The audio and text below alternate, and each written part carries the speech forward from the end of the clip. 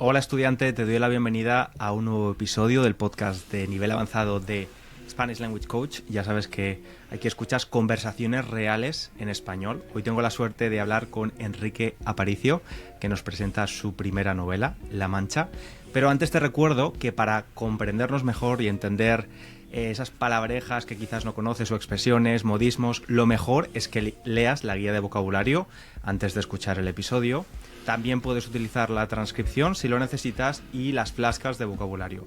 Todo esto lo tienes de forma gratuita en la web www.spanishlanguagecoach.com.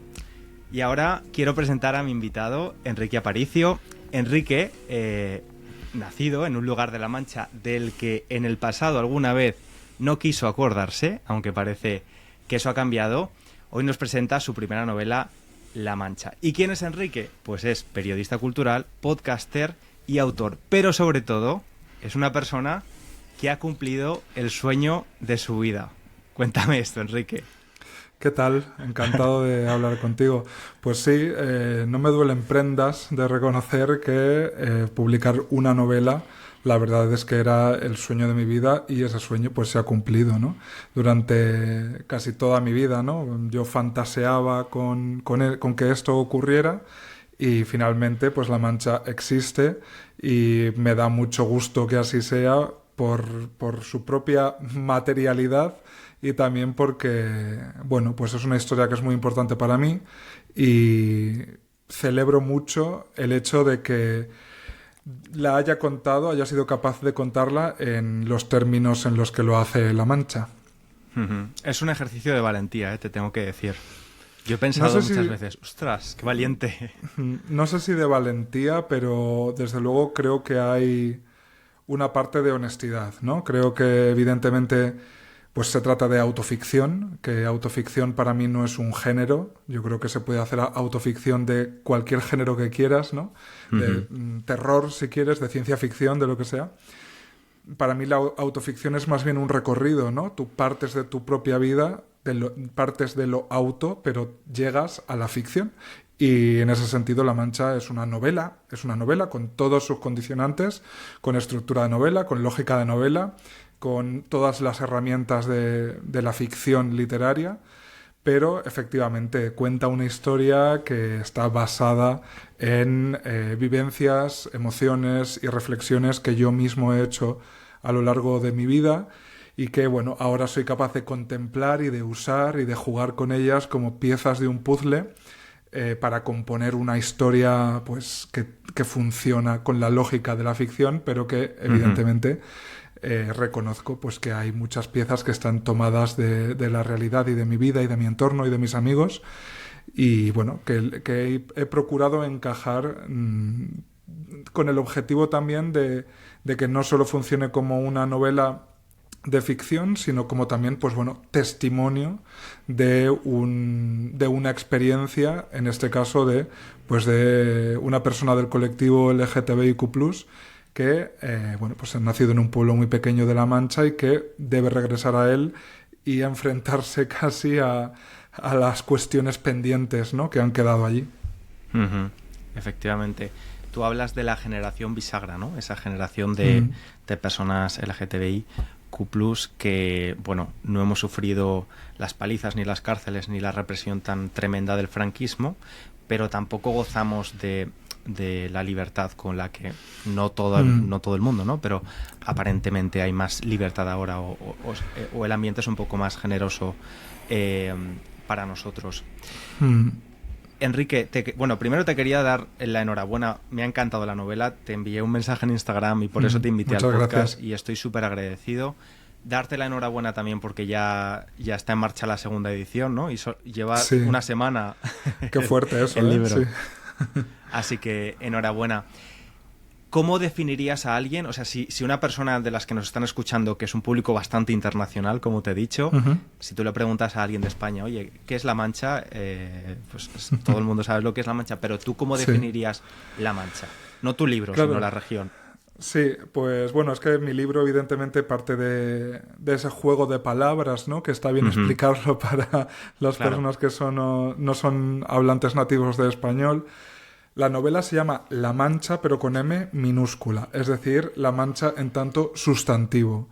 Lo que pasa es que la región de la que yo provengo es La Mancha con M mayúscula, es decir, el topónimo que designa a pues un trozo del territorio español que legalmente forma parte de la comunidad autónoma Castilla-La Mancha, la única comunidad autónoma española que necesita un guión en el nombre porque contiene ahí dos realidades territoriales un poco a la buena de Dios, ¿no? Tú decides dónde acaba una y dónde empieza la otra. Este es otro tema que se nos va. Pero La Mancha es un territorio archiconocido también internacionalmente, sobre todo porque la novela más importante de todos los tiempos y de la historia de la literatura ocurre en parte de aquí, que es, por supuesto, Don Quijote de la Mancha. Pero, bueno, pues La Mancha también es un territorio, sobre todo, que yo creo que podemos definir como rural, podemos definir como pobre, para que no decirlo, ¿no? Para que ocultarlo. Y, bueno, pues que tiene, digamos, todavía mucho que aprender de la autoestima colectiva que tienen otras regiones de España, donde esa identidad territorial es mucho más fuerte, mucho más marcada y legalmente, ¿no? Y institucionalmente, podríamos decir, pues han conseguido cosas mucho más potentes y relevantes. La Mancha en ese sentido y la identidad manchega, que esto me acuerdo en mi última visita a México, a la gente le hacía mucha gracia porque no había conectado que el queso manchego es el queso de La Mancha, ¿no? Allí venden muchísimo y consumen muchísimo queso manchego, pero no conectan que manchego es el adjetivo de aquello que procede, ¿no? de La Mancha, el gentilicio de La Mancha. Y por eso creo que internacionalmente, aparte de ser la tierra del Quijote, también es la tierra de Pedro Almodóvar, el cineasta español más internacional, y por supuesto de Sara Montiel, nuestra primera estrella de Hollywood, también fue manchega. Sí. Pues bueno, ahí mi novela se inscribe con toda humildad en esa, ¿no? En esa presentación de La Mancha al exterior. Y bueno, lo que cuenta la novela, en realidad yo creo que es bastante comparable a lo que puede ocurrir en cualquier pueblo pequeño de otras comunidades autónomas. Yo creo que alguien de un pueblo de Extremadura, de un pueblo de Andalucía, de un pueblo incluso del País Valencià, ¿por qué no? También puede tener esa experiencia, e incluso de un barrio periférico de una ciudad grande, o incluso de una capital de provincia pequeña, que sabemos que en España hay muchas ciudades pequeñas, la mayoría son ciudades pequeñas. Yo creo que la experiencia es bastante similar. Sí. 100%. Yo soy de Valencia, que es la tercera ciudad más grande de España, y sin embargo me he sentido muy identificado con muchas de las cosas que hay en el libro. Y creo que hay muchas personas que se han mudado, han empezado en un lugar nuevo, han empezado desde cero, ¿no? Porque querían borrar ese pasado, empezar, no a performar una personalidad diferente, ¿no? Pero sí romper con el pasado y incluso como en el caso de tu personaje, o en tu caso propio creo que también, incluso cambiar el acento un poco, la forma en la que se habla, ¿no? En este podcast hablamos con Antonio, que es un compañero que se dedica a la enseñanza del español, pero con acento andaluz, y habla mucho de andalucismo y todo esto. Hablamos de glotofobia y autoglotofobia, esa necesidad de cuando te vas a la capital eliminar todo rastro de tu habla manchega, que luego has recuperado en tu libro. Me parece súper interesante, ¿no? Neutralizar el acento, que me gusta la doble acepción que tiene neutralizar ese verbo en español, porque quiere decir llevar algo a lo neutro, o a lo que tú piensas que es neutro, ¿no? A lo estándar, o a lo estandarizado, que no es exactamente lo mismo. Y luego neutralizar también significa erradicar, en español, destruir algo, acabar con algo, ¿no? Neutralizar a un enemigo es acabar con él. Entonces, me parece que no es casualidad, ¿no? que las dos acepciones convivan en esta palabra, porque creo que cualquiera que haya llegado con un acento, que es percibido como no neutral a Madrid, sobre todo, ha procurado, o al menos la gente de mi generación y de todas las anteriores, diría, pues ha procurado pasar lo más desapercibido posible. Y eso incluye neutralizar tu acento. Y estoy convencido de que habrá estudiantes de español que sean de Essex y que se muden a Londres y que piensen que hablar lo más parecido al inglés de Londres pues les permitirá ser aceptados en mayor medida que no con su acento original. Entonces, creo que es un fenómeno global y es un fenómeno que ahora mismo somos más conscientes de él, ¿no? Yo cuando neutralicé mi acento manchego y mi habla manchega, no era exactamente consciente de que lo estaba haciendo, simplemente imitaba aquello que yo pensaba que me iba a beneficiar. Y efectivamente esta novela, La Mancha, significa una apuesta por fijar de alguna manera y hablar de esa pérdida, ¿no? De ese desgarro con el que muchas veces uno abandona su casa, abandona su lugar de origen, muchas veces intenta abandonar incluso su clase social, ¿no? Porque también en esa neutralización de tu acento está normalmente el hecho de que esos acentos son percibidos como de gentes más pobres y por lo tanto menos preparadas, menos idóneas, pues para hacer una entrevista de trabajo, por ejemplo, ¿no? Sí, hablar sí. en andaluz, con acento manchego, con acento extremeño, incluso si me apuras, con mucho acento gallego, con mucho acento valenciano de pueblo, probablemente quede, y pongo comillas, poco profesional en una entrevista de trabajo, ¿no? O hemos hemos naturalizado que hablar con esos acentos resulta menos profesional y por lo tanto, si tú tienes un acento muy marcado andaluz o manchego o valenciano o gallego, vas a tener menos opciones de ser aceptado en una oficina o en un grupo de amigos o donde sea, en Madrid, en Barcelona, en Valencia capital. Y efectivamente, también digamos que hay una apuesta formal en la novela por explorar el habla manchega y además por hacerlo desde, la experiencia incluso de una segunda voz, que es una mujer de otra época, de una época anterior, y que tiene muchas limitaciones a la hora de expresarse por escrito. Es decir, ha recibido una casi nula educación. Por lo tanto, comete muchas faltas de ortografía, no distingue, a ella le pasa que no distingue qué palabras son manchegas y qué palabras, digamos, que serían correctas entre todas las comillas del mundo usar en ese castellano neutro, y por lo tanto ella tiene más pureza a la hora, a pesar de sus limitaciones, ella es mucho más pura a la hora de dejar por escrito las cosas que están pasando por su cabeza y que están ocurriendo con su acento y con su habla manchega.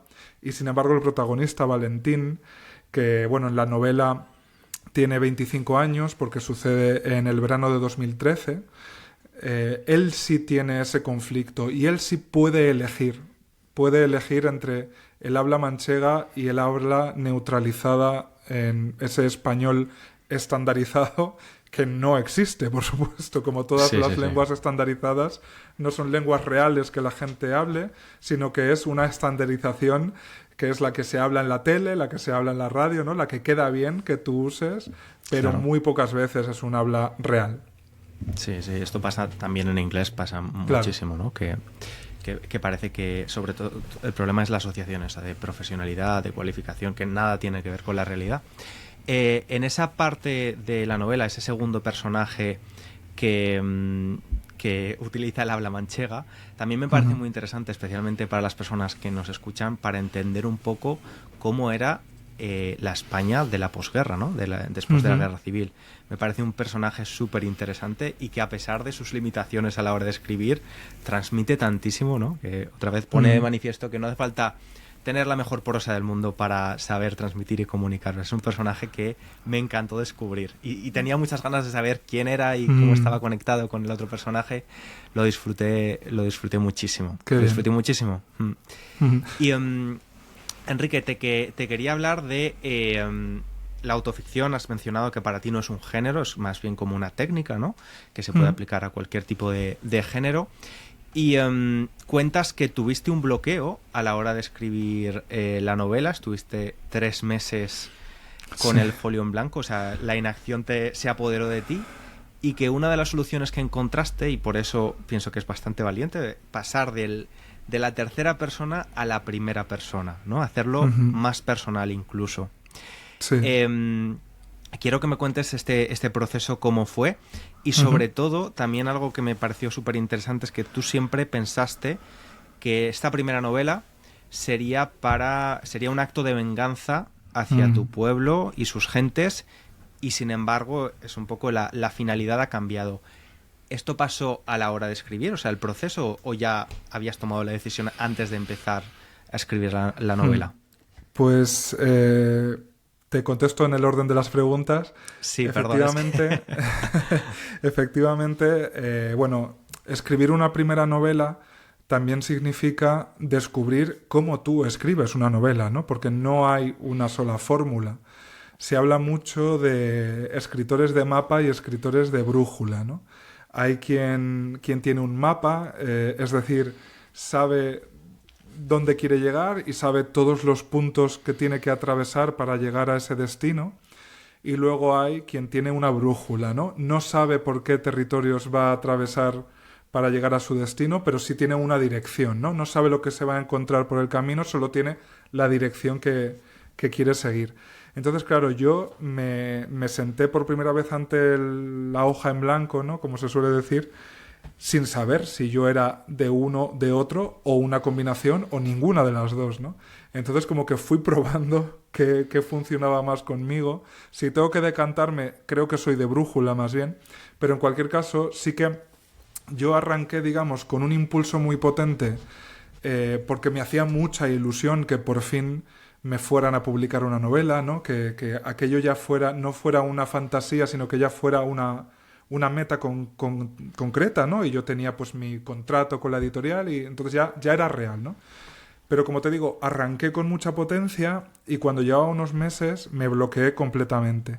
Y me bloqueé, entre otras cosas, por lo que dices, porque yo había intentado explicar esta historia con un punto de vista más externo, porque yo pensaba que eso tenía más mérito, por una falacia como esa, porque como se critica tanto la autoficción y parece que es una cosa que es más fácil, que no tiene tanto mérito, ¿no? Yo me decía, no, entonces yo tengo que impresionar, tengo que ganarme el respeto de no sé qué público o de no sé qué personas. Esa gran obra maestra, ¿no? Esa claro, primera obra. O una obra maestra o nada, ¿no? Sí, ser el Truman Capote español desde la primera novela. Por supuesto, ¿no? Esta va a ser mi otras voces, otros ámbitos, ¿no? Entonces, claro, eso es una presión pues muy grande, insoportable. Y eso efectivamente también había tenido una traducción en el punto de vista de la voz narradora, que yo me había empeñado en escribir en tercera persona y en pasado, es decir, Valentín observó lo que fuera y entendí en mitad de esa crisis que esta historia, que es sobre todo la voz de Valentín, que es la voz principal, es lo que se suele llamar un tren de conciencia, ¿no? Son sus pensamientos. Él va plasmando lo que piensa, lo que observa. A veces hay diálogos y a veces hay observaciones y descripciones, pero sobre todo es su tren de pensamiento. Es lo que él va generando dentro de su cabeza respecto a lo que va viviendo, lo que recuerda. Entonces, claro, es muy difícil plasmar un tren de pensamiento desde fuera, desde una voz narradora que no está dentro de esa cabeza. Claro, cuando yo me quité de encima un poco esa presión tan grande, cambié el punto de vista a primera persona y un poco que ya me convencí de que no hacía falta que esto fuera una obra maestra, pues claro, fue como abrir la puerta de una presa. O sea, de repente, después de esos 3 meses de bloqueo, yo en 4 días dupliqué lo que llevaba escrito. Quiero decir que por fin aquello me brotó, ¿no? Brotó dentro de mí porque por fin había encontrado el cauce que necesitaba. Y efectivamente, ese torrente, ¿no? Que de repente por fin estaba liberado, pues tenía mucho que ver, por supuesto, con mi experiencia personal siendo un chico marica de un pueblo pequeño que siempre pensó que la ficción o la literatura, la escritura, era el arma con la que por fin se iba a vengar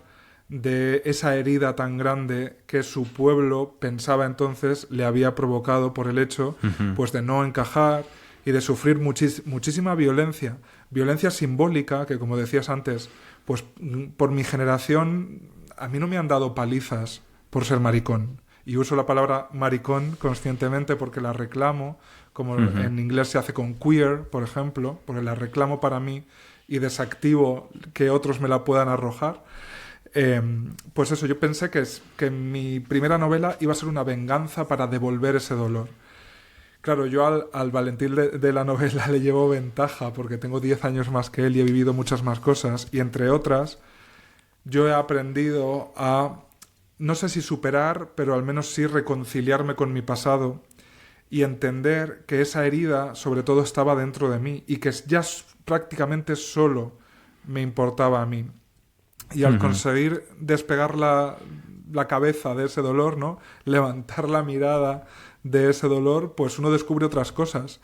Y entre esas cosas probablemente está gente alrededor de ti que también está sufriendo con otros sufrimientos distintos que no son ni mejores ni peores, ni más grandes ni más pequeños. Son los suyos igual que los tuyos son tuyos, y de ti depende trabajarlos, pero afortunadamente las cosas han avanzado y las personas del colectivo LGTBIQ+, ahora mismo estamos en otra situación. Y esa herida que Valentín empieza a trabajar, esa herida probablemente ya solo la tengamos nosotros dentro de nosotros. Eso no quiere decir que no siga habiendo violencia explícita.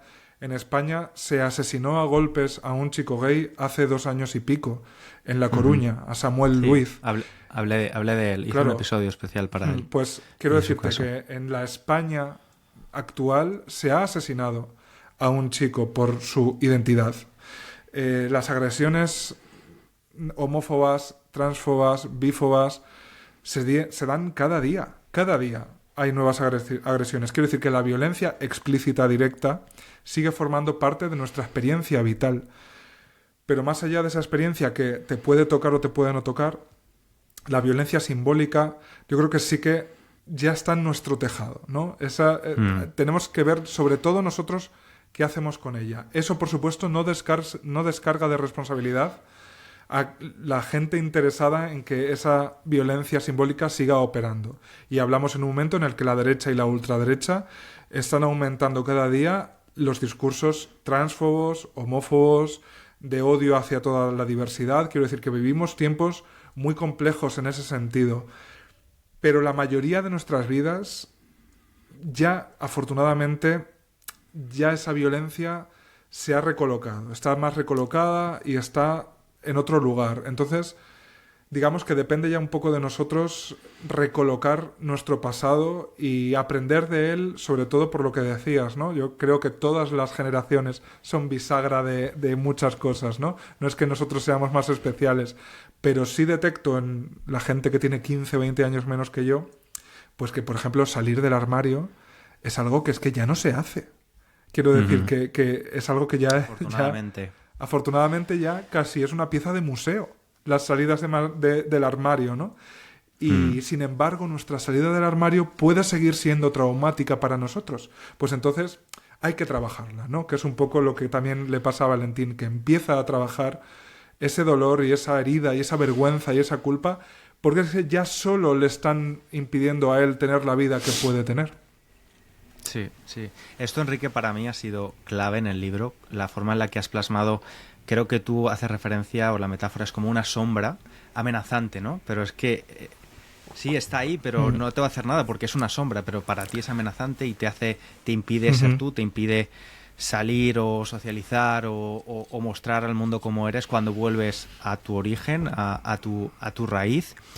Y me ha hecho reflexionar muchísimo, ¿no? Para eso sirve la literatura, para poner en palabras cosas que sentimos, pensamientos que no sabemos expresar, y me ha ayudado muchísimo, me ha hecho reflexionar porque esto me pasa, cuando yo vuelvo también siento que no soy del todo yo, que como paso de puntillas, ¿no? En determinadas situaciones. Y pienso, Sí. ¿pero por qué? Relájate ya. Es como, necesitamos aprender a relajarnos, a efectivamente curar esa herida y cortar la sombra, que a veces no es fácil, ¿no? Y dependiendo de la situación personal, pues cambia, pero Nunca para es mí fácil, ha sido... No, Nunca es un fácil. ejercicio... Yo tengo tu edad, soy del 89, creo, ¿no? Sí, Son pues del 35 mismo años. año, sí. Entonces, con esto me he identificado muchísimo con ese proceso de trabajar ese monstruo transparente, Sí. pero que parece que no te lo puedes quitar de encima. Además es que pasa una cosa que es que pues personas como tú y como yo además nos hemos ido de nuestros lugares de origen, ¿no?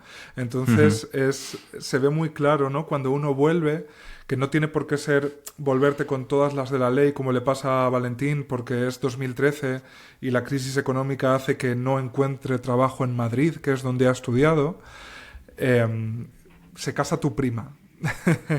O tienes que ir al bautizo de un sobrino. O o vas la Navidad. por Navidad, ¿no? Que es Sí. muy paradigmático, ¿no? Lo que nos pasa a las personas del colectivo cuando volvemos a casa en Navidad, y muchas veces es que volvemos al armario. Y volvemos al armario incluso si hemos salido de él, porque una cosa es que las personas de tu familia o de tu entorno o esas amistades de infancia, de adolescencia, del instituto, que a veces se conservan, una cosa es que ellos sepan que tú eres gay, que eres una persona trans, lo que sea. Quiero decir, solo ese conocimiento, y otra cosa es que haya acompañamiento. Es decir, que tú hayas permitido y que ellas hayan aceptado acompañarte en tu ser adulto, en lo que tú te has convertido, ¿no? Y la sensación que yo tenía, ahora ya menos afortunadamente, es que cuando yo tenía 25, 30 años incluso, pues yo no estudié en Madrid como el protagonista de la novela, pero sí me mudé aquí con 25 años y vivo aquí desde entonces. Entonces yo estaba en Madrid y podía estar pues en una discoteca de Chueca, ¿no? Que es el barrio gay por excelencia de Madrid. Podía estar incluso en un cuarto oscuro, quiero decir, haciendo las cosas más maricas de lo marica. Y al día siguiente, ¿no? Que es lo que le pasa a Valentín en la novela, te pillas un autobús de Alsa y te vas a tu pueblo, y 16 horas después de estar en un cuarto oscuro siendo la persona más marica y haciendo las actividades más maricas que se te puedan ocurrir, vuelves casi a habitar la piel de esa persona casi adolescente que se fue del pueblo, por la que todo eso casi no ha ocurrido, ¿no? Toda esa vida adulta, fuera del armario, donde tú entiendes que esa sí es tu vida, esa sí es tu personalidad, esa sí es tu identidad, esa sí es tu manera de estar en el mundo, pues se queda en ese autobús o se queda en la estación, y quien vuelve es casi el adolescente que se fue, con el miedo del adolescente que se fue, la manera de comportarse del adolescente que se fue, la vergüenza del adolescente que se fue, y durante 2, 3, 4 días en Navidades, en estas ocasiones especiales, vuelves a vestirte con esa piel de la persona que fuiste y que ya no eres, pero que la tienes que interpretar otra vez, a veces porque el rechazo que sientes es más palmario, ¿no? Y realmente pues se te impone, ¿no? Se te impone desde fuera que vuelvas a ser eso, porque solo así te aceptamos. Pero muchas veces lo que ocurre no es eso. Lo que ocurre es que tú habitas de nuevo esa piel muerta porque no has aprendido a quitártela. No has pasado casi el tiempo suficiente, o te has encerrado, ¿no? Que era lo que me pasaba a mí y lo que le pasa a Valentín. Que es que yo iba a ver a mis padres a mi pueblo, que no lo he dicho, por cierto, pero es Alpera en la provincia de Albacete, en la región manchega. Pues yo volvía y yo me encerraba físicamente en mi habitación, que además continuaba tal y como la dejé, ¿no? Que eso también es muy significativo, ¿no? Con como los pósters de la adolescencia. Con todos los pósters, con los libros, con lo que yo tuviera allí con 18 años. Pero también emocionalmente. También yo comía con mis padres y yo no era el Enrique que era ya en Madrid. Yo no comía con mis padres como podía estar comiendo, ya no te digo con mis amigos mariquitas porque evidentemente no sería lo mismo, pero no sé, yo con 30 años hubiera tenido una comida con los padres de un amigo mío que están de visita en Madrid y vamos a comer con ellos, y incluso con ellos yo no me hubiera comportado igual, porque no tengo esa carga. Y sin embargo en mi casa sí tengo esa carga. Entonces La Mancha, la novela, es pues quizás sí un pequeño mapa de un camino posible, de una manera posible de aliviar o de empezar a aliviar esa carga y de empezar a transitar, bueno, pues la vida adulta hacia lo siguiente. Y hacia lo siguiente no puedes llevar todavía el peso de ese miedo, de esa culpa y de esa vergüenza que fueron tan grandes y tan definitorias de quiénes éramos en nuestra infancia y nuestra adolescencia, que muchas veces las tenemos un poco inscritas todavía a nuestra casa, a nuestro pueblo, a nuestro barrio, a nuestro sitio de origen, y somos incapaces de deshacernos de ellas, aunque solo vayamos una vez al año, ¿no? Que es lo que pasa incluso con muchas personas del colectivo, ¿no? Que minimizas la cantidad de tiempo que estás allí porque no estás a gusto, simple y llanamente. Y es un conflicto muy grande, ¿no? Es un conflicto muy grande. Tú tener una vida plena, libre y desacomplejada la mayoría de tus días, y sin embargo llega la Navidad o una ocasión especial, vuelves a tu pueblo, vuelves a tu barrio, vuelves con tus padres y vuelve la carga, ¿no? Entonces yo creo que ya podemos dejarla marchar. Ya no nos define, ¿no? Ya no nos define. Sí. Y el libro es o sea, el ejercicio que tiene que hacer el personaje es muy interesante, porque efectivamente él vuelve a su lugar de origen tiempo indeterminado, porque hay una crisis económica, entonces no le queda más remedio que, para sobrevivir, hacer ese ejercicio de, bueno, vamos a ver estas sombras, vamos a ver estos monstruos, necesito salir de esta habitación, ¿no? Porque a veces lo que nos pasa, como vamos solo un tiempo, pues bueno, es tolerable, claro. Pero claro, cuando se alarga en el tiempo, el ejercicio que hace Valentín, el protagonista, es muy, muy interesante. Y Enrique, uno de los temas de los que también habla la novela es de la clase, tanto con el personaje principal como con ese personaje más de los años 30-40, más bien 40. Sí. Me he sentido muy identificado cuando personas de clase trabajadora somos los primeros en nuestra familia en ir a la universidad y todo esto, o sea, es decir, no hay referentes, o sea, que el chico, porque en La Mancha dicen el chico o la chica, aunque tengas 40 años, cuando el chico va el muchacho, que mi familia es de Cuenca, entonces ellos dicen mucho chico y chica, va a la universidad, les da igual qué vas a estudiar, si la universidad es prestigiosa o no es prestigiosa, la cosa es que está en la universidad, o sea, como no hay referentes, cualquier cosa es buena. Y también hay algo que los padres del protagonista le dicen mucho, que es como, bueno, tú verás, tú sabes más que nosotros, ¿no? Y claro, esto aunque no sea verdad. Aunque no sea verdad, 100%. Pero esto lo veo con amigos que tienen pues familias donde sus padres han ido a la universidad, todas vienen de generaciones de médicos, por ejemplo, ¿no? Y han tenido mucha más guía en ese sentido, pero también mucho más control. Y pienso, bueno, al final el hecho de ser el primero en algo te da mucha libertad también de hacer lo que te da la gana, porque es como, bueno... Por un lado, sí, por un lado, pero por otro yo creo que es mucha presión. Porque yo creo que si tú eres hijo y nieto de médicos, ¿no? Como ocurre a veces, pues entonces casi tu destino está súper marcado, y creo que la presión viene de otro lado. Pero efectivamente, cuando eres el primero de toda tu familia en ir a la universidad, también eres consciente del sacrificio que significa que tú vayas a la universidad, que es lo que le pasa a Valentín y a mí también lo que me pasaba.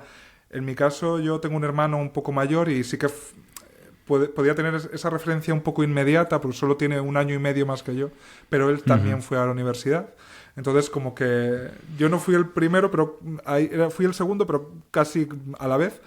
Y efectivamente yo sí que sentí como mucha libertad a la hora de elegir carrera, ¿no? Que es algo que soy consciente de que muchos padres te machacan para que No, a mí completa libertad. Yo estudié periodismo, pero podría haber hecho cualquier otra cosa, porque el propio mérito de ir a la universidad ya hubiera bastado, ¿no?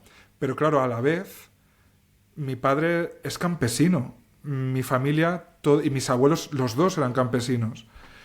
Toda mi familia, por las dos partes, y casi por donde veas las ramificaciones, todas se han dedicado a trabajar en el campo. Eso sí, y yo he trabajado en el campo desde pequeño, evidentemente.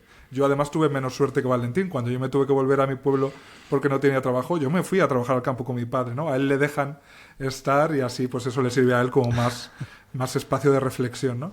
Pero la cosa es que, claro, eres muy consciente del sacrificio que están haciendo tus padres para que tú puedas ir a la universidad. Y evidentemente eso también te hace tener mucha más conciencia de que tú no puedes perder el tiempo, de que tú no puedes suspender, de que tú quizás que tengas una segunda oportunidad tensa mucho las cuerdas de que tú puedas estar ahí, porque yo tenía la máxima beca del Estado para ir a la universidad, ¿no? Yo recuerdo además que cuando hacía el formulario para la beca, el oficio de mi padre, que había que indicarlo, estaba el último literal, que era trabajador agrario sin empleados a su cargo, ¿no? Era el último ¿no? En internet estas columnitas, pues, la última fila. Entonces, eso me hizo siempre hiperconsciente de que había, sobre todo, dos personas, mis padres, poniendo mucho de su parte y esforzándose mucho y probablemente renunciando a muchas cosas materiales para que yo pudiera estar ahí. Y eso también es una presión muy grande. Y a Valentín también le pasa, sobre todo porque por la crisis económica, él, la carrera, estupendo, y ha hecho un máster estupendo y todo con muy buenas notas, pero es que no encuentra trabajo. Porque es que no hay trabajo en verano de 2013. No hace falta que sea yo el que lo recuerde, ¿no? Entonces, claro, de repente es un conflicto también muy grande. Y es un conflicto en el que tú no tienes más herramientas que, pues, esperar y, en su caso, claro, volver a la única casa donde no paga alquiler. Entonces, es un fracaso, pero a la vez es un fracaso por el que siente cierto alivio, porque por lo menos ya no está gastando viviendo fuera, pero le obliga a estar más de 2-3 días, que es lo que él iba en las visitas durante sus estudios. Entonces, cuando se encuentra con todos los asuntos por resolver. Entonces, es una combinación bastante explosiva donde se mezcla todo, ¿no? Se mezcla su identidad, se mezcla todas esas emociones que se encuentra casi intactas respecto a cómo se las había dejado con 18 años, se mezcla lo que él como hijo y nieto de campesinos puede hacer por su futuro, que es muy poco, y bueno, se mezcla también el hecho de que estas penurias, en su caso, él considera que son tan grandes y su sufrimiento para él es tan absoluto que no le da espacio para ni siquiera casi registrar el sufrimiento de los demás o las alegrías de los demás o lo que está pasando en la vida de los demás. Y afortunadamente lo que él consigue es levantar un poco las narices de su propia herida y encontrarse un poco con lo que tiene alrededor, cosa que él nunca ha sido capaz de hacer en su pueblo, y también se ha perdido muchas cosas, ¿no? Él se fue a la universidad y se fue a ser un estudiante de publicidad y relaciones públicas, que además es una carrera muy moderna, cool, ¿no? Muy moderna, que le aleja, ¿no? Le aleja lo máximo posible de la vida que a lo mejor él podría tener si se hubiera quedado en el pueblo, que es algo que no concibe, no se plantea en ningún momento. Entonces, ¿no? Él necesita que la apuesta sea a todo o nada. La cuestión es que le sale nada, ¿no? En la apuesta. Claro.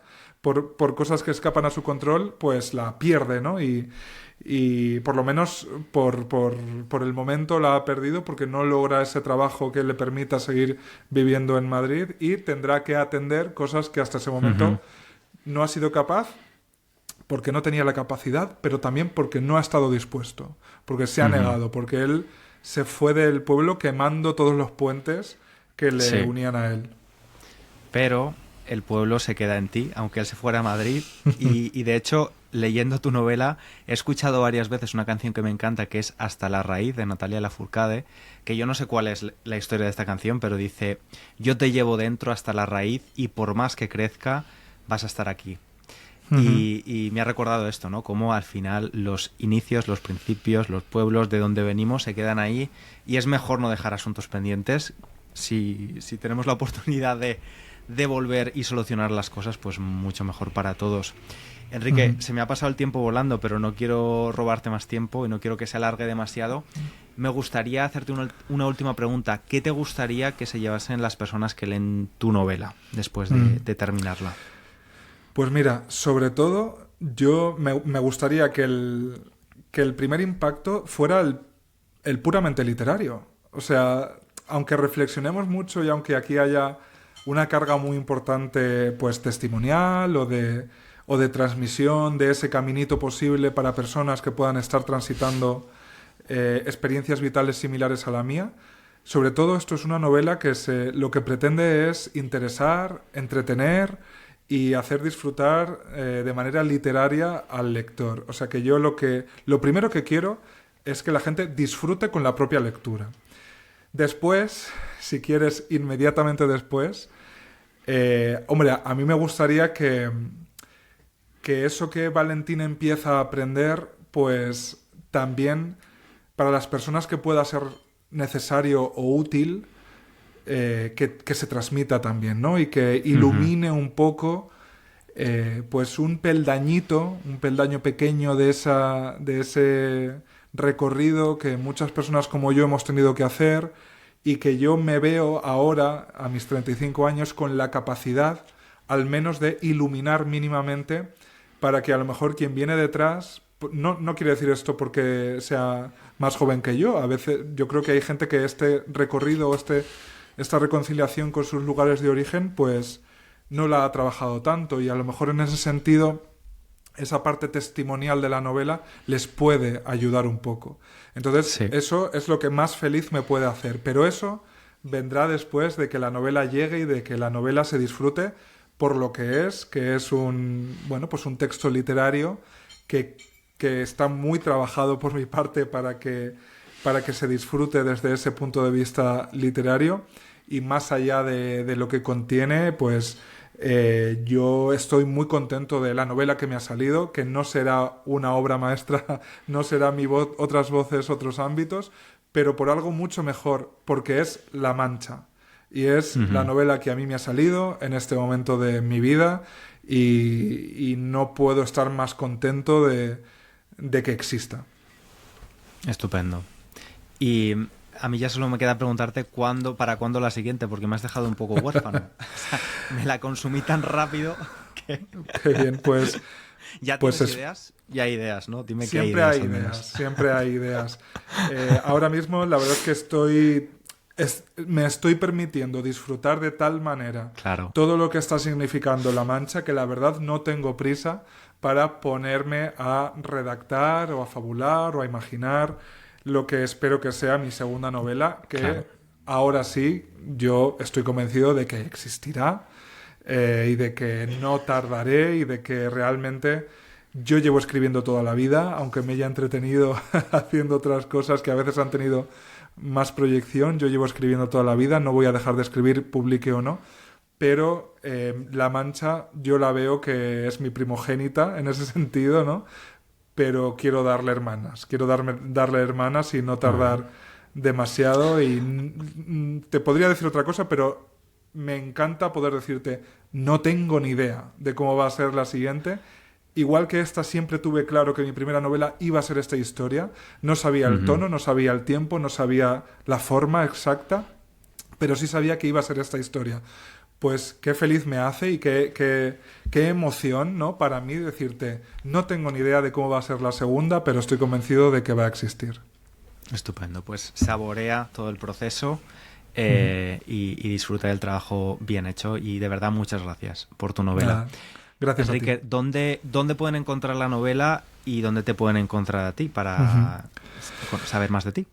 Pues en España en cualquier librería, y yo siempre insisto mucho en que si se puede comprar en una librería pequeña de pueblo, de barrio, pues mejor que mejor, porque son imprescindibles y a mí me han configurado como lector y como ser humano, ¿no?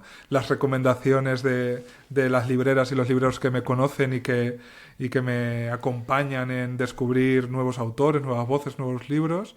Pero fuera de España, pues siempre están esas grandes plataformas online, por supuesto, donde siempre es es más fácil y donde se puede conseguir en su versión ebook, ¿no? De libro electrónico, así que pues es fácil de hallar La Mancha.